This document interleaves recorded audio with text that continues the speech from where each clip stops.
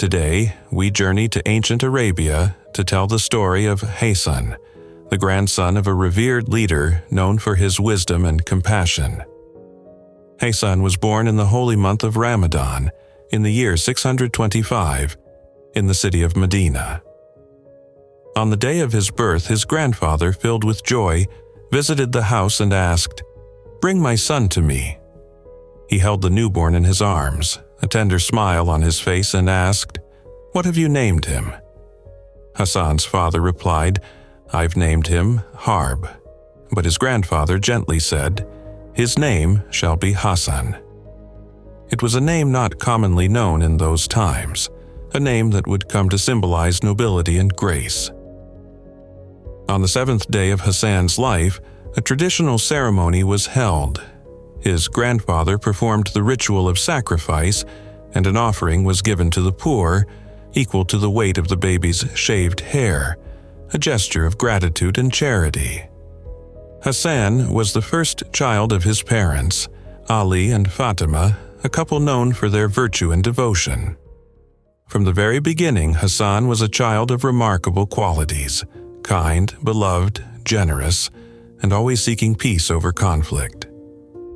In appearance, he bore a striking resemblance to his grandfather, with the same noble features and gentle demeanor that captured hearts. Hassan's childhood unfolded under the loving care of his grandfather, who often kept him close, whether at home or in the mosque. One day, as his grandfather knelt in prayer, bowing deeply, young Hasan toddled toward him with innocent curiosity. Smiling, his grandfather opened his legs, allowing the child to pass through. A moment of tenderness amid devotion. On another occasion, while his grandfather was in prostration, Hasan climbed onto his back, giggling with delight. His grandfather prolonged the moment, rising slowly and gently, ensuring the child's joy was undisturbed. Another time, Hasan and his younger brother, Hussein, entered the mosque with unsteady steps, their small figures catching everyone's attention. Their grandfather, in the middle of delivering a speech from the pulpit, paused immediately. With a warm smile, he stepped down, scooped the two boys into his arms, and sat them before him. Turning to the crowd, he said, "The Almighty speaks the truth when he says in the scriptures that your wealth and children are but a trial. When I saw these two in such a state, I couldn't bear to continue." On a quiet day, Hassan's grandfather visited his daughter, Fatima. Hassan awoke from his nap, his small voice calling for water. Without hesitation, his grandfather rose, fetched the water himself, and gently helped the boy drink. A simple act of love that spoke volumes. His affection for his two grandsons was boundless. Often, he would hold them close and pray, "O Lord, I love these two dearly. May you love them as well." Even as a child, Hassan's grandfather looked at him with hope, saying, "This son of mine is a leader. I pray that through him, peace will be restored between two groups of my people." By the time Hassan was 8 years old, his grandfather passed away, leaving behind a legacy of wisdom.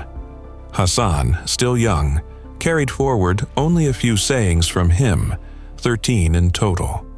One man, curious about Hassan's memories, asked, "What do you recall from your grandfather's teachings?" Hassan replied, "I remember the day I picked up a date meant for charity and put it in my mouth. My grandfather gently took it out and explained, 'We, the family of the Prophet, are forbidden from consuming what is meant for the poor.'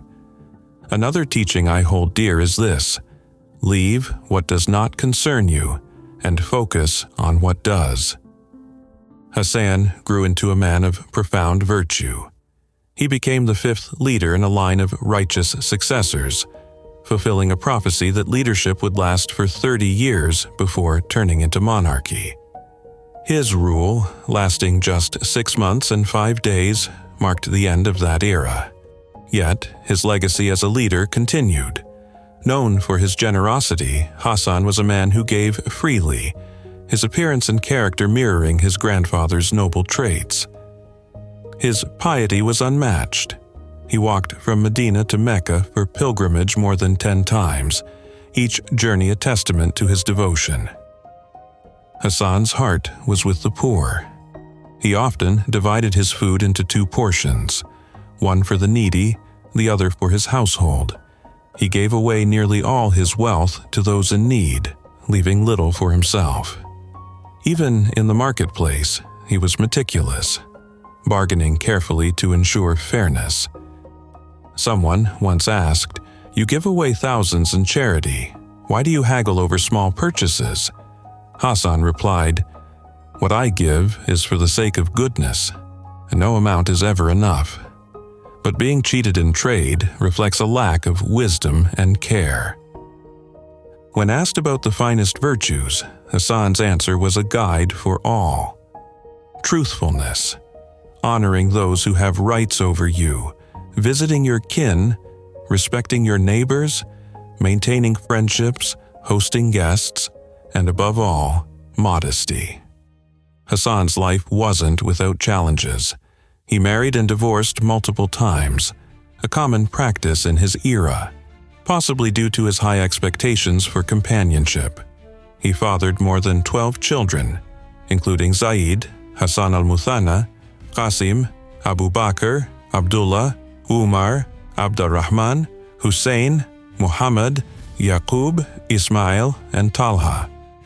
Through his descendants, great dynasties like the Idrisids and the Sayyids were established, their lineage continuing today in places like Morocco and Jordan.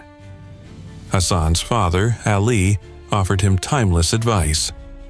"My son, fear nothing more than failing your duty to the Creator. Follow His commands, keep your heart alive with His remembrance, and hold fast to His guidance. Reflect on the trials of those before you, and be cautious not to repeat their mistakes. Soon you will journey to a place unknown. Prepare yourself for it now.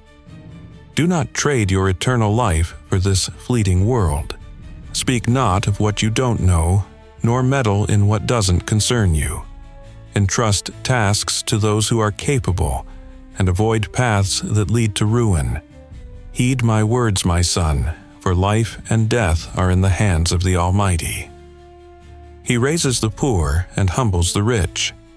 He heals every wound and answers every need." When Ali was martyred, Hassan was 37 years old. Around 40,000 people in Kufa pledged their allegiance to him, choosing him as their leader. In the mosque, Hassan delivered a powerful speech, then summoned Abd al-Rahman ibn Muljam, his father's killer. After hearing the man's confession, Hassan sentenced him to death. Those who supported Hassan urged him to confront Muawiya ibn Abi Sufyan, a rival leader. Hassan gathered an army of 12,000 men and set out to face Muawiya, who, upon hearing of Hassan's approach, marched from Syria and camped near Anbar. These events unfolded just 18 days after Ali's death.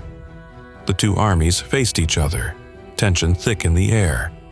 But rumors of the death of Hassan's commander spread, sowing fear and chaos among his troops. The army crumbled from within, turning to looting and disorder. In the midst of the turmoil, a man named Jara ibn Sinan attacked Hassan, wounding him in the leg. Hassan surveyed his dire situation, a fractured army he could no longer trust, and a formidable enemy in Muawiya's forces. Driven by his deep aversion to bloodshed and strife, Hassan chose peace over war, agreeing to relinquish his leadership to Muawiya. Hassan's brother, Hussein, urged him to reconsider, warning that the treaty would validate Muawiya's rule and undermine their father's struggles. Despite the plea, the agreement was made, and Hassan stepped down. He spent the remaining 10 years of his life in Medina, away from the political fray. As he left Kufa, the people wept, but Hassan spoke with sorrow. "You are not to be trusted. What you did to my father will bring you nothing but misery." He reminded them of their betrayal, his words heavy with regret. It was said that Hassan would reclaim leadership after Muawiya, but fate had other plans. Jada bint al-Ash'ath, Hassan's wife, was bribed with the promise of marriage to Yazid and a sum of money. She poisoned Hassan, and the venom took its toll. As he grew gravely ill, Hussein asked, "Who poisoned you?" Hassan, ever gentle, avoided the question, saying, "They've tried to poison me before, but I survived. This time the poison is different. I fear I will not recover." After 40 days of suffering, Hassan passed away. Before his death, he expressed a wish to be buried beside his grandfather's grave. But if that wasn't permitted, he asked to be laid to rest in the Baqi cemetery. Sadly, his first wish was denied, and he was buried in Baqi, alongside many of his grandfather's companions. Few from the Umayyad dynasty attended his funeral, except for Sa'id ibn al-As, the governor of Medina. Yet, the people of Medina turned out in droves. Hassan's funeral prayer was one of the largest ever held in the city. Hassan's legacy lived on through his sons, Hassan al-Muthanna and Zayd, whose descendants carried forward his noble lineage. Thank you for joining us on this journey through history. We hope you enjoyed this story as much as we loved sharing it. Let us know your thoughts in the comments, and don't forget to like this video. Until next time, we leave you in the care of the Almighty. I've seen a lot of change, been through a lot of pain. Some things are not the same as they were a year ago, but all will be okay. I move on each and every day. The past is where it stays, way back a year ago.